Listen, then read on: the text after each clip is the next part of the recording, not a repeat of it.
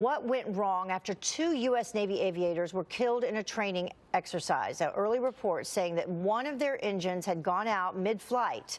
So is this just more proof of the need to update our military equipment? Here now to weigh in is Army veteran Chris Neiweem. Thank you very much for joining us this morning. We appreciate it. So the first thing I know that you say comes to mind that people should note is our military members are always training. Absolutely. I mean, when you look at military service generally, I mean, obviously this is it's a noble profession. When you look at combat injuries and training, there's an increased risk. So it's a good opportunity for the public to acknowledge the sacrifices that our service members go through every day. But ultimately, we need to look at our equipment. We need to look at our budgeting and our priorities. And I think that's something that the president is trying to upgrade. Yeah, let's take a look at a couple of these things. In terms of Navy flight mishaps, we can take a look at the numbers. From 2017, there were 9. 2018, 4.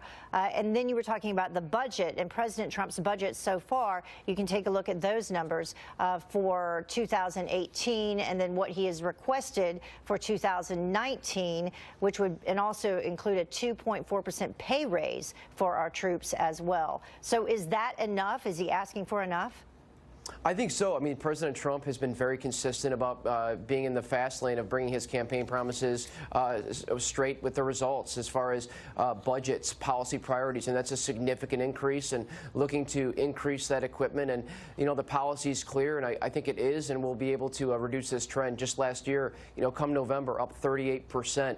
These crashes, and we want to reduce those and eliminate them from happening. Yeah, we have incidents like this happen, and everybody comes forward and they say, you know, prayers to our military, thank you for your service. But at the same time, we hear this political debate that goes on. We have Democrats that constantly say, you know, our military doesn't need this much funding.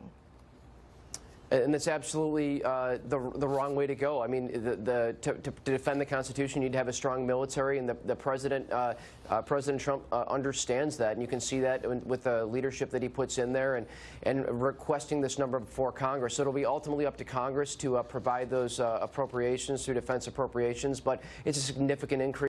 Almost $200 billion, and I think the president's going to get 5 stars for pushing for strong military funding. You know, when you hear this particular president, President Trump, out there talking to our military, he's very pro-military. As a veteran, how does that make you feel? Does that give you hope? It does. Look, I voted for him. I mean, veterans voted for President Trump 2-1. I think that he connects well with the military, the way that he acknowledges them and is constantly focusing. It's just a focal point, and it's not to say that President Obama didn't, but when it comes to results and budgets and policy, President Trump has been he's been the man on the military. I mean, he's looking at these policy priorities in this budget.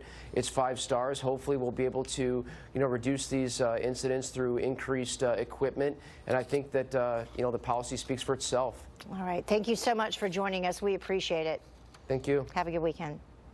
Well, the time now is about 20 minutes until the top of the hour, and he killed Kate Steinle and he walked free. Now that illegal immigrant says that he's the one who was wronged. His outrageous lawsuit against the government. And Colin Kaepernick back on his feet. The anthem-kneeling quarterback just spotted throwing a football.